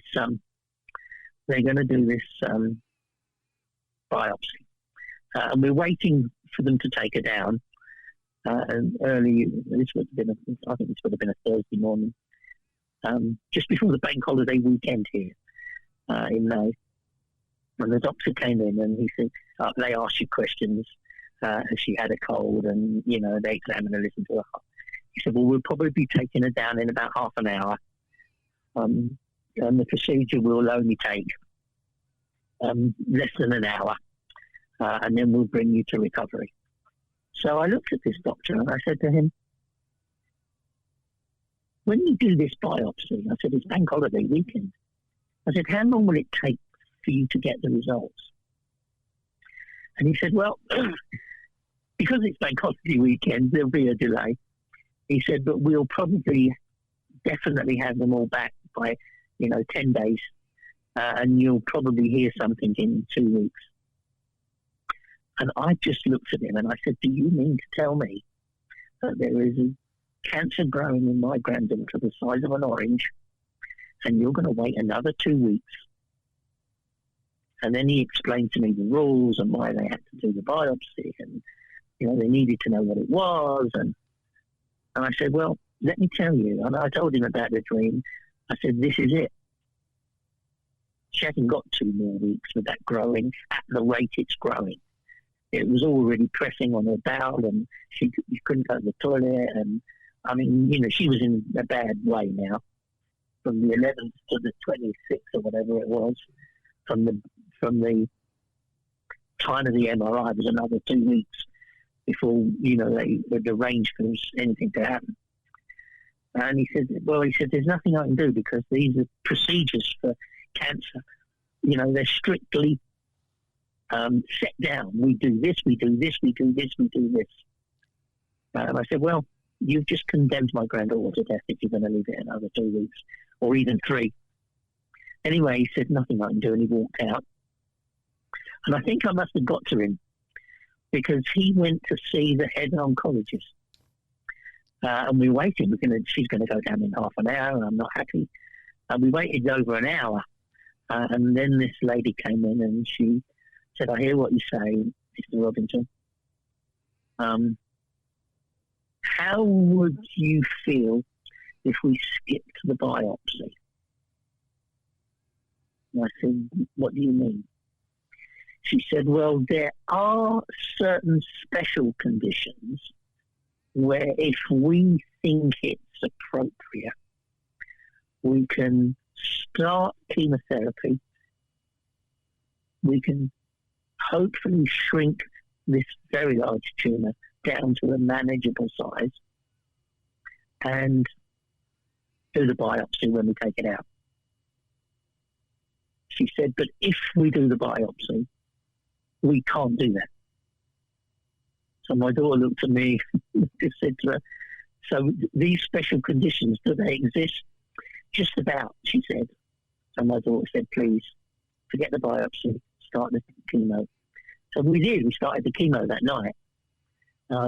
She said we'd have to find a bed. It might take a week to get a bed. I said, no, you'll get a bed today, I promise you. She said, are you sure? I said, I'll tell you what I'll do. I'll wait until 10 o'clock tonight before we go home to see if you found a bed, because I know you're fine. Because they've now read my book, all the doctors. And she said to me, this is the top lady at Great Ormond Street, she said to me, well, we do 4 sessions of chemo, and then we do another MRI and CT scan. She said, what does your dream tell you? I said, my dream says you do 6. She said, oh, well, we would never normally do 6. What was in your dream? And I said to her, in my dream, I said, I used to have a revolver, and it used to have 6 shots in it. I said, and in the dream, I picked up the revolver, and I pointed it at the cancer, and I fired all 6 shots, 6 rounds. She said, well, that'll be interesting to see if the circumstances are such that we do have to do 6 rounds of chemo. Guess what? Yeah. They had to do 6. They had to do 6. I've been given strict instructions that before they say anything on Friday, I've got to tell them what I dreamt. Chris Robinson, there's so much information we can't even cover. We're just scratching the tip of the iceberg. A quick break. Selling a little or a lot, Shopify helps you do your thing, however you cha-ching. Shopify is the global commerce platform that helps you sell at every stage of your business. From the launch your online shop stage to the first real life store stage, all the way to did we just hit 1 million orders stage? Shopify's there to help you grow. Whether you're selling scented soap or offering outdoor outfits, Shopify helps you sell everywhere. From their all-in-one e-commerce platform to their in-person POS system, wherever and whatever you're selling, Shopify's got you covered. Shopify helps you turn browsers into buyers with the internet's best converting checkout, 36% better on average compared to other leading commerce platforms. And sell more with less effort thanks to Shopify Magic, your AI-powered all-star. Shopify powers 10% of all e-commerce in the US, and Shopify's the global force behind Allbirds, Rothy's, and Brooklinen, and millions of other entrepreneurs of every size across 175 countries. Plus, Shopify's award-winning help is there to support your success every step of the way. Because businesses that grow, grow with Shopify. Sign up for a $1 per month trial period at shopify.com/audioboom, all lowercase. Go to shopify.com/audioboom now to grow your business no matter what stage you're in. Shopify.com/audioboom. Hello, I'm Wendy, and my guest, Chris Robinson. For 40 years, he has been interpreting his dreams to tell what's going to happen in the future. He has help from, maybe we would say, the other side, or ETs. He's much more forthcoming about that ET connection. He had to keep quiet about that because of the lack of understanding about what that means. Didn't mean it wasn't going on. Just meant he couldn't give full details about who his contacts were or how that connection was made. This is a whole new world of possibilities that you are demonstrating is possible and not fiction. And, that's part of what this is about. It's why there's so much support. Yeah, no, everything I've told you has really happened. And some. Yeah. and some. I've done so many television programs. Nobody ever watches them, but they are on YouTube. I think the most they've ever had is about 900 views. But, they're there for people to watch. If they want to see this stuff, it's there. But I think most people don't want to see it. I think perhaps out of fear. I think they see it, but they're not sure how it applies to them. It's like, oh, here's another extraordinary person. You were on Stan Lee's show, when they were talking about amazing people, and you were featured Stan there. Lee, I was in Korea the night before he died, giving some lectures. And it was on the Saturday morning. The people who I was with said, "What did you dream last night?" And we were doing that every night. And I said, "I was with Stan Lee and a Stan Lee knife." They said, "And what does that mean?" And I said, "Well, either I have a heart attack today or he does." Mm. So I took like 6 aspirins, I think, and thought, well, I'm going to do my best that it's not going to be me. Yeah. Okay. And I haven't actually worked out the time difference and when he died. So I don't think he was dead when I woke up and told them about the dream. But he was in my dream, talking to me. Yeah. And I thought, geez. And then when I heard the news, I thought, well, a sigh of relief that I'm not going to be to die of a heart attack. But bless him. But yeah, he was. Well, I think what did they say in that program? That I could be the greatest superhuman of them all if I warned of, the things that we needed to be warned about. And I thought, yeah, I'll warn about them, but who's going to listen?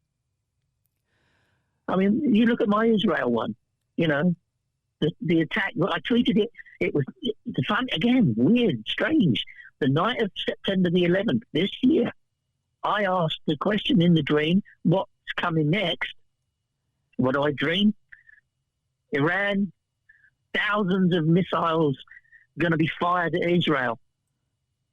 It's on Twitter. They can read it. Go back to my tweeters then. Yeah. I think I sent you it anyway. You've got a copy of it. Mm-hmm. But it's there for everyone to see. But that had been building up. If people are really interested in all of this, go back and look at my tweets for a year, building this story that we're living today up. They didn't dig 500 miles of tunnels under Gaza. in a day, did they? Yeah. They've been digging those bloody tunnels a long time. Well, and even when you talk about your dreams, you say that they build over a series and a period of time. So it's like there's a a continued layer. If this Well, it was a activity, year before. Yeah. yeah, It was last October. Not this year, last year, because I did a search on my tweets for Israel, and I put a tweet, I think October the 22nd last year, because I'd been following what was going on, and Putin's got together with the Turkish and with the Iranians and with the China. This is a much bigger thing than Israel. That's just the fuse to this. Uh-huh. I did a tweet then. What are you going to do when Iran fires thousands of missiles all at the same time at Israel? Drones, missiles, thousands of them in a swarm. Your Iron Dome can't take down that many. And of course, that's what Putin's been doing. You see, but what people don't realize is Putin and the Iranians have been working together on these rockets and these drones.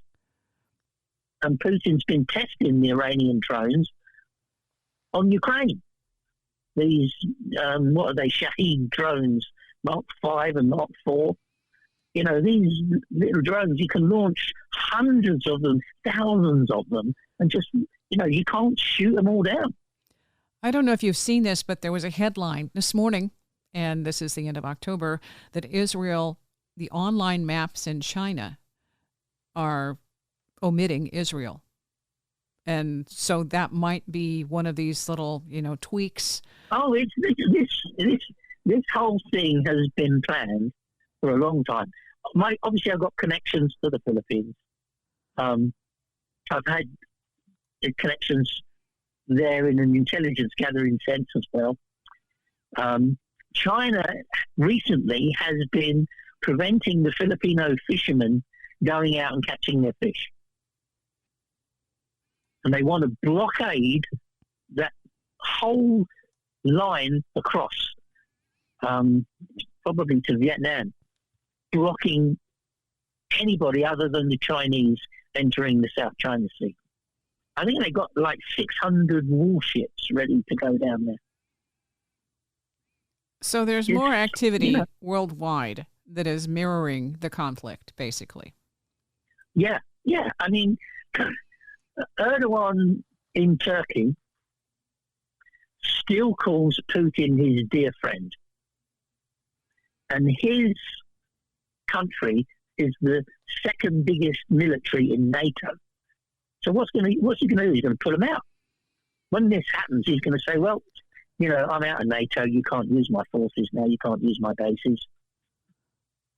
That leaves a massive hole in NATO that you can't fill.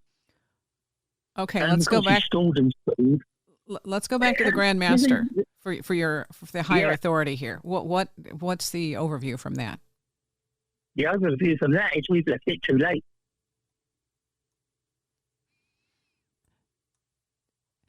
So is there? That's. Well, there'll have to be division. Putin will take some stuff. The way I see it, the world will be split into three. There'll be the West, which will be some parts of Europe, perhaps for a while, and America and Australia, New Zealand, that way. The Islamic states will go down and take, well, I think somehow with Russia, there's some agreement to divide Europe and the Middle East and parts of Asia. So you'll have an Islamic third, you'll have a communist third, and you'll have a Western third. I think that's how the world is going to end up split. But then they'll start fighting each other. Because, so it continues. We've left it too late. I believe, and that's the message I get.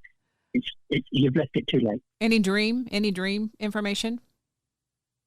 Well, I tried to dream the other night what the next step is, and I'm absolutely absolutely convinced, as it stands at the moment, that they want to destroy Israel.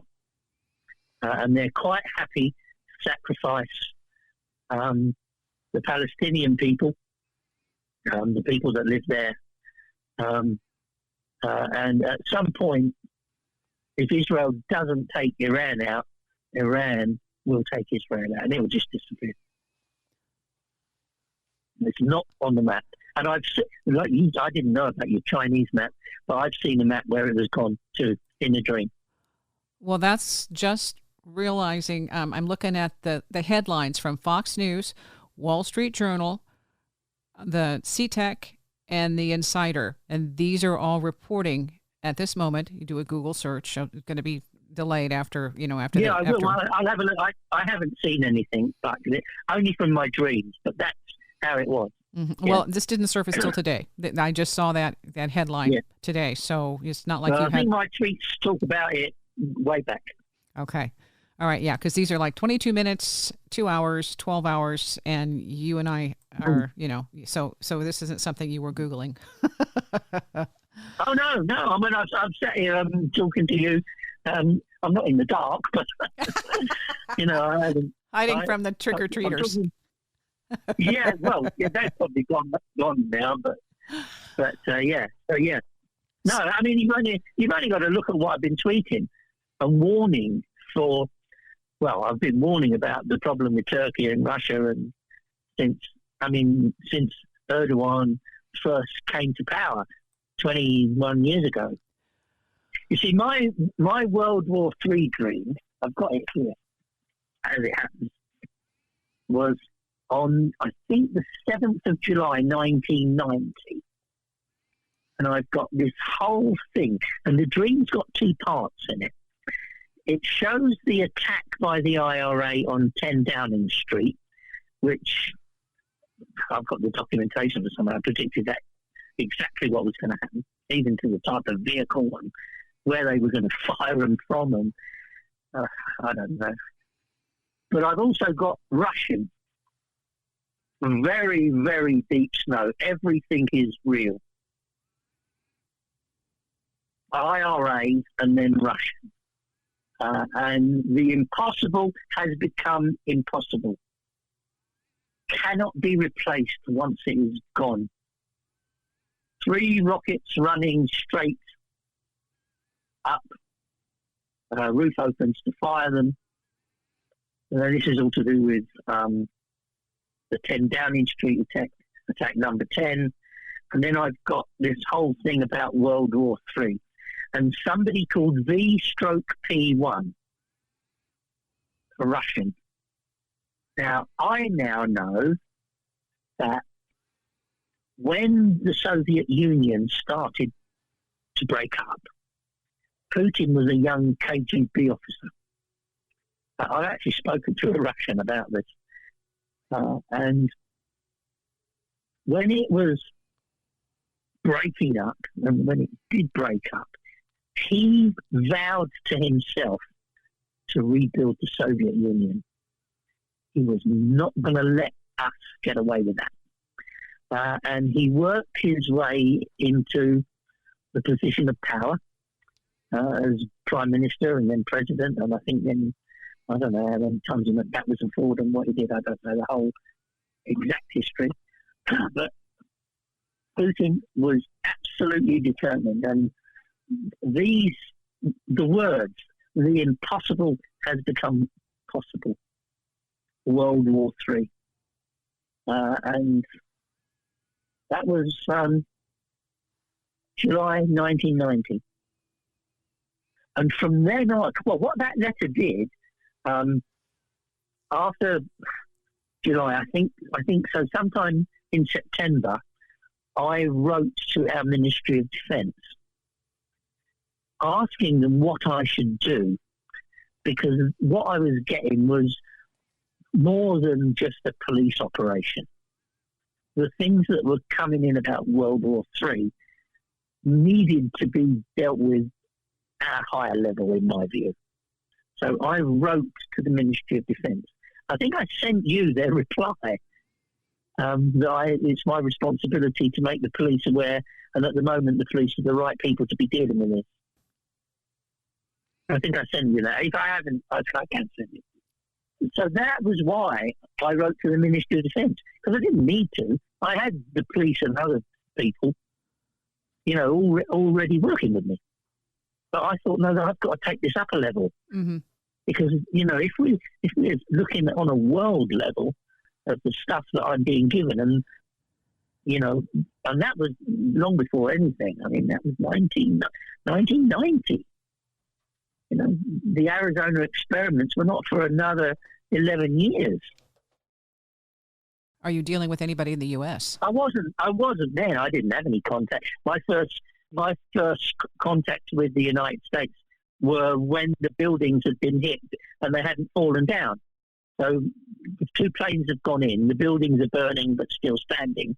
And that's when I got my first call from somebody in the US asking me, would I return once they'd sorted out my status, and would I meet people and talk to people and become involved in, mm-hmm. helping them understand what's happening to me and using this. And of course that led to I met lots of people, but Tom Drake is the person who has gone on record with me, and I don't think I did meet Chris Mellon. I've mentioned that before.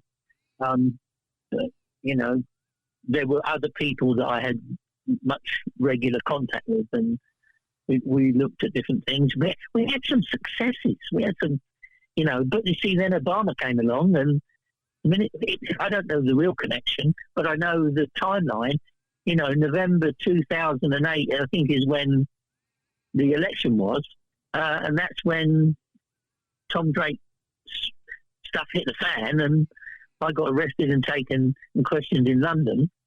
And of course, then it's not true that I can't contact people. I can, but regular contact stopped. So since 2008, I haven't had regular talks with anybody about what I see and how it works. I've just put it on Twitter since then, and they can pick it up from there. Do you think at this point there will be any intervention from a higher source, not a material but a non-material? Is there any interest on their part? I don't know. That's the question I asked last night. Is whether they are prepared to intervene if it becomes a nuclear exchange. And the dreams were a puzzle. I sold all the baby clothes. We sold all our baby clothes that we've got for the children. We sold the pushchair. And of course, I'm thinking, oh dear, if anything happens to my granddaughter, that we won't need the pushchair, we won't need the baby clothes. Does it mean that? But I don't feel it means that. I feel it means something else. Because she's done really well with the chemo. It depends on the surgery. I think I know how the surgery is going to go. I'll wait and see what dream I get Thursday night. And then when I get to see the doctors on Friday, they want me to tell them before they tell me, because they're fascinated that I might know what they're going to be doing before they know they need to do it. And if you're a doctor, that must be really, if you believe it, and they do, that must be, well, wow, what, sort of an MRI before we've got the patient in it. Well, if it goes back to you asking a specific question and you getting that as a result, could it be something different as a metaphor for no longer babying us and expecting us to act? Or, yeah, this is, I'm going to ask that same question again tonight. That's what I'm going to do. Okay. And I get into bed tonight. This question is written. Does this end up as a nuclear exchange? And there has only been one dream that suggested it might so far. Yeah, and you said there's a series, so that's still the trajectory unless we do something different. I think there are still things we could do. But are we prepared to do it? And I've had discussions with people about one of the things we could. I'm not going to tell you what it is. Yeah. But I did have discussions with somebody who's in the military, not here, over there, where you are. Said, why haven't they done this? He said, we probably haven't thought of it. Oh, that's good. And I said, you're kidding me. That's fair. No, that's what he said. Mm-hmm. We probably hadn't thought of it. Well, I want to know when you do your dream tonight. Please, give me a heads up, email or text or something. I'll tell you what it is, but I have been plotting this for a long time, and people haven't understood. You've got very, very, very polarized opposites, and the way it is there, you've got the Middle East and Allah and, their idea of how the world must be. You've got the communist idea of how the world must be. And you've got our idea of how the world should be. And I would go for our idea every time, but with improvements. I've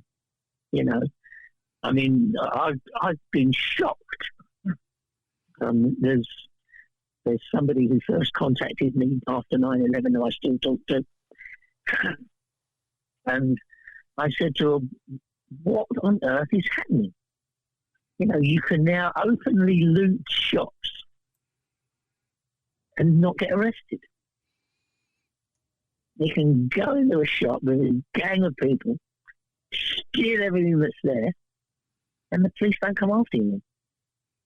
And I was told, unless you stole more than $950 or something. Anarchy is breaking out, isn't it? I know America's a big place and it's only happening in a few places at the moment, and there'll be lots of places where it will never happen. But it's more widespread than anybody would have believed. Well, we've got it here too. My wife works in a store which is a bit like a small Walmart, and they come in 7 o'clock in the morning when it opens, fill their trolleys up, and walk out. And the staff's instructions are to do nothing. Yeah, that happened here. Well, because you can be hurt. I was working retail, confronted a shoplifter, and was really glad the person didn't have a knife. I'm thinking, what was I thinking? It was an automatic response. Yeah. I see you've got something in your pants. Please take it out and put it on. And I'm thinking, okay, what? But now, even this has been, maybe 5 or 6 years, and now there's even more probability that person will be armed, and that I am just, an unnecessary collateral damage. It's just Yeah. So and here, mostly they would only have knives. There's very few guns around in England. There are. Yeah. Yeah, but that's okay. So very few. that speaks to a larger population that is saying, we don't have anything. We're tired of living like this, and this is the way we're going to combat that. So there are a lot of people who are unhappy. They don't see any other way to make a living, or to bring themselves to an equal level with people who have so much money that they don't know what to do with it. If you really look at it, as I said, you come in from outer space and look at this planet, and you've come from somewhere else, and you are intelligent, and you know how everything came into existence, and you just look at it and you must scratch your head and think, but I've been told that this is a very rare planet. That's why they want to protect it. Apparently there are not many planets that have the diversity of life that this one does. Well, I will go with, we are in a growing phase, a learning phase. We are evolving, and there is a higher purpose, and there will be a positive outcome. I may not see it in my lifetime, but I do believe it will eventually supersede all of the drama, trauma, and nonsense that's happening right now. Yeah, but I honestly believe that if they told us what they really know, and I know some of what they must know, And you know, if we get rid of all this rubbish, you know, 1,000-year-old ways of living, we're in the 21st century, for goodness sake. People would be astounded at what's possible with what you've seen, what I've experienced. This stuff that's underlying the surface, beyond the 9 to 5, but more into reality of what's possible with our own minds and our own awareness and our own capabilities. We're an extraordinary species. Yeah, I guess. Your website for the Premonition Man, premonitionman.com, premonitionman.com. And then the Dream Detective. If anybody buys the book, please do a write-up about it. Yes. If you say you don't like it, you don't like it. That's fine. But please comment, because I think there's only 3 comments so far about the book, and it's been out since January. Okay, we'll try to get some more. We'll try to get some more on that because you deserve it, for one thing. Hey, thank you. I want to follow up with what you dream and see where we're going with this. But in the meantime, for anyone who wants to learn more about you, Jeffrey Mishlove, he's got the videos. You have videos. All you do is have to do it. Use search, Google search for Christopher Robinson, Dream Detective, or Premonition Man. You'll find something and follow it up from there. But thank you for your time. I really appreciate what you're doing. And you're finally talking about the ET connection. Welcome. You're very welcome. Links are in the show description, and you can contact Chris through the website, The Premonition Man. I'm also posting a blog that will include some of the information he sent me, some of the documents and information he sent me, with links to some of the videos. It's a fascinating story. But what he also wants to spell out or lay out or point out is that this is an ability we have. He worked to refine this ability to understand the code for his dreams. That's what we're capable of if we just put our mind to it. So maybe you have that ability, and if you don't, maybe you can develop it. That's why I'm sharing Chris's work, and that's what he wants to share. And I thank you for listening. Selling a little or a lot, Shopify helps you do your thing however you cha-ching. Shopify is the global commerce platform that helps you sell at every stage of your business. From the launch your online shop stage to the first real life store stage, all the way to did we just hit 1 million orders stage? Shopify's there to help you grow. Whether you're selling scented soap or offering outdoor outfits, Shopify helps you sell everywhere. From their all-in-one e-commerce platform to their in-person POS system, wherever and whatever you're selling, Shopify's got you covered. Shopify helps you turn browsers into buyers with the internet's best converting checkout, 36% better on average compared to other leading commerce platforms. And sell more with less effort thanks to Shopify Magic, your AI-powered all-star. Shopify powers 10% of all e-commerce in the US, and Shopify's the global force behind Allbirds, Rothy's, and Brooklinen, and millions of other entrepreneurs of every size across 175 countries. Plus, Shopify's award-winning help is there to support your success every step of the way. Because businesses that grow, grow with Shopify. Sign up for a $1 per month trial period at shopify.com/audioboom, all lowercase. Go to shopify.com/audioboom now to grow your business no matter what stage you're in. Shopify.com/audioboom.